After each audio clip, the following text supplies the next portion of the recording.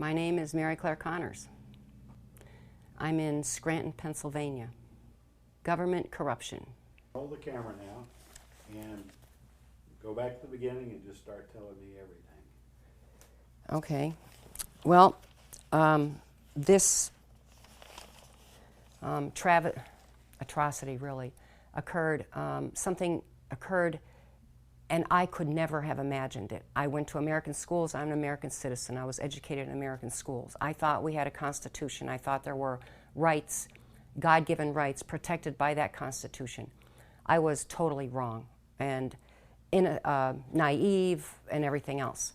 I'm no longer that. I'm more of a victim who is now an expert in certain areas, in particular guardianship, and anyone wanting to verify the atrocities done in this scam of guardianship can check out NASGA, NASGA.org, and you will see an abundance of similar cases and situations.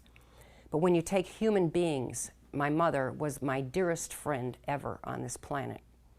And I could never even ever imagine that I would be prevented from caring for her, my durable power of attorney, that she designated me as her attorney in fact, would be tossed like toilet paper, that there would be an abundance of good old boys and girls profiting by their perjurious statements, their complete denial of any due process whatsoever, their reliance on hearsay solely, their methods of preventing real evidence into a case, and even when real evidence came in, it was just easily disregarded.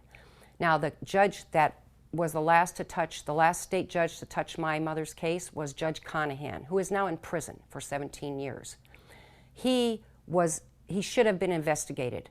Information was sent to the FBI by myself and other victims. They would not touch it. You are all being defrauded as taxpayers because Medicare fraud is off the charts.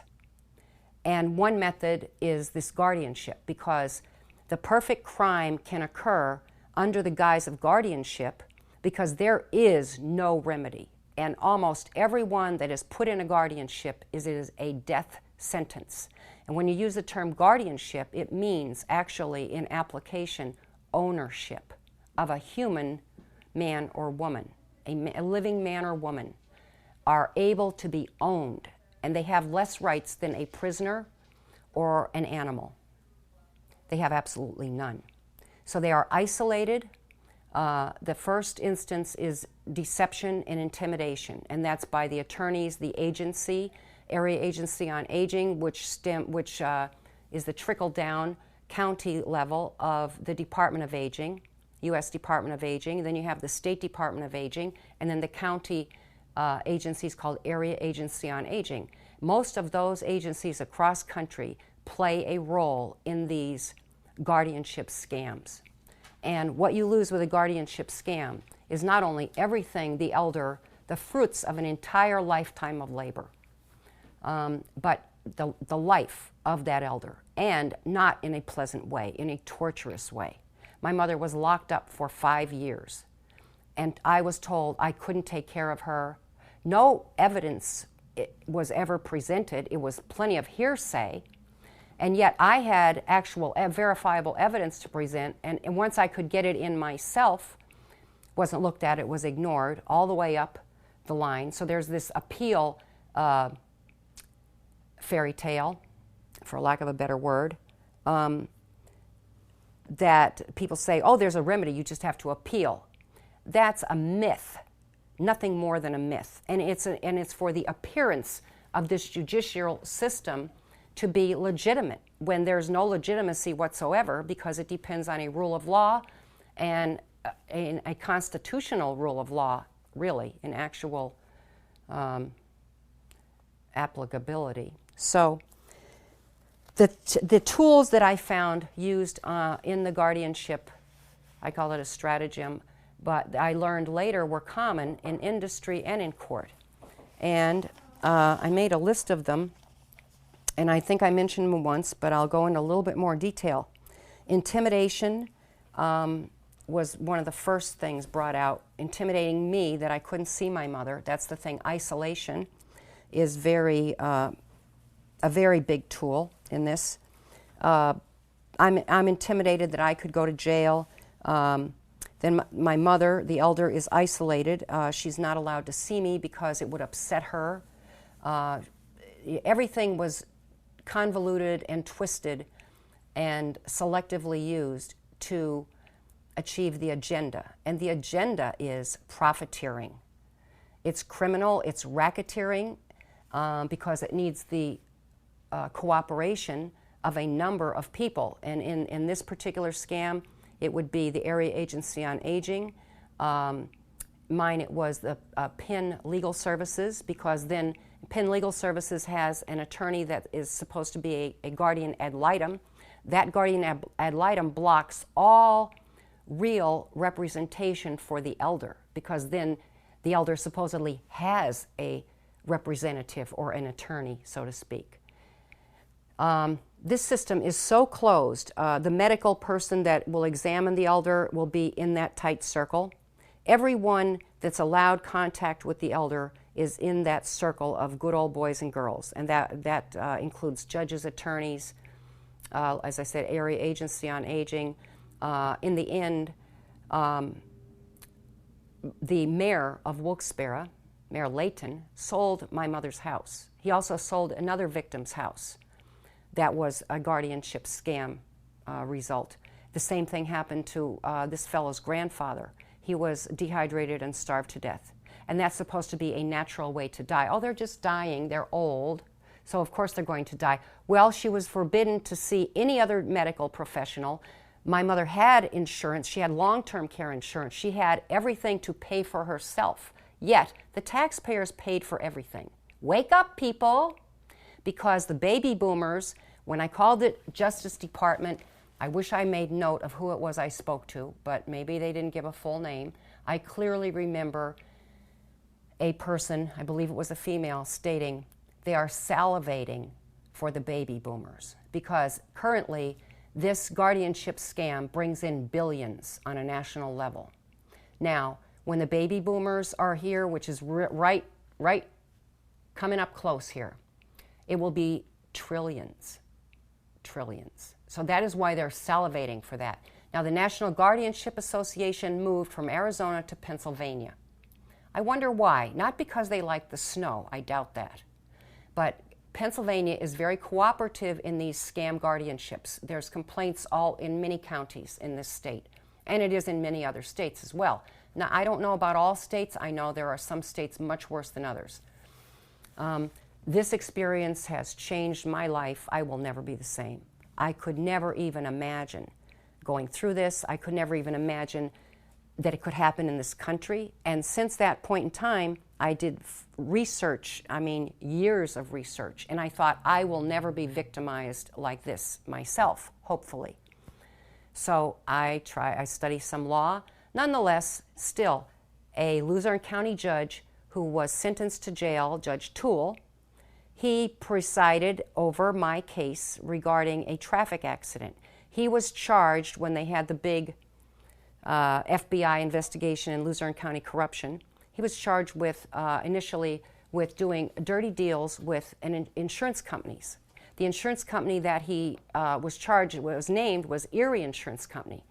That company got a judgment against me, and that was under Judge Toole.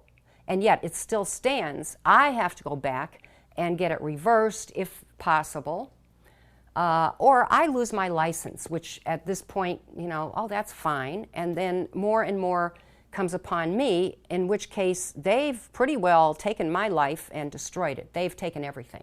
My inheritance, my mother's life, my driver license. And they now sent me word that they want me to pay an estate tax.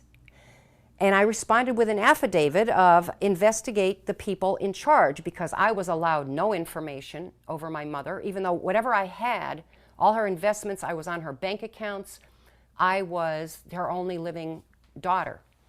And I had all her medical knowledge, but after the guardianship took over, and they did it totally unlawfully, all that information was denied to me, and I was just like invisible. My mother was made a ward of the state. So the taxpayers paid for that. But the racketeering, the deception, the slander against anybody advocating, a family member or anyone advocating for the elder, the object of their profiteering, is slandered. And that way the news picks up, oh, they can't take care of their mother. They were bad, they were this, that. Where's the evidence? They don't need that. They just need hearsay. And your life is destroyed. So if you think it can happen to you, remember, I have given warning about the agenda for the baby boomers. And hopefully someone will take notice, can look up on my name on the internet and find a brief done by, finally I paid for attorneys initially. I then had to do pro se work, learn all that and do the best I could.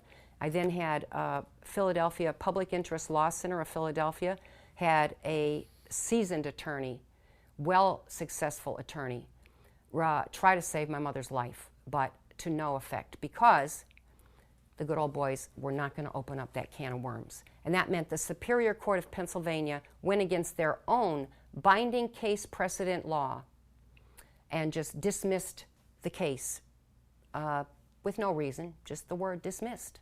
So they went against their own binding case precedent law. And then it went to the Pennsylvania Supreme Court, one word, dismissed. So tell me about the remedy available. It's non-existent, but it's a great theory, it's a great facade, to operate on and to continue to collect and to financially enslave the entire American people. And if people don't get unified, and that is what I hope that this documentary can achieve, that when people see this, that you can look and say, where we fail is we have no unity. It's so easy to put propaganda out to divide and conquer, and it works so well that it's never ending. So if we can wake up to the fact that the biggest fear that whoever runs this government, and it appears to be very much a shadow government, so to speak, which would be, I guess, elitist, wanting control of one world government, then that is their fear. Because if we become unified, then they're done. They're absolutely done. And one mention is Ellen Brown, I hear, is an attorney, I believe an honest one, and she's dug into, there is an absolute connection between the Federal Reserve and these corrupted, what we call corrupted courts. The fact that they tell us we're under constitutional court, which is all bullshit, because that's absolutely not true. They were under all these false jurisdictions, and that's how the chaos in just the statutes, the law, the court procedure, all of that is created by design so that we have no success. It's like going to court. They say, here, we're playing checkers, people, and they're playing chess. Now, how can you win that? So even though there are a few wins, it's really rare. So unity is the answer, and becoming sensitized to the fact that human beings are being trafficked in this country. That's elders, children, and disabled. It's called human trafficking or trafficking of humans. But either way, it should not be tolerated by Americans.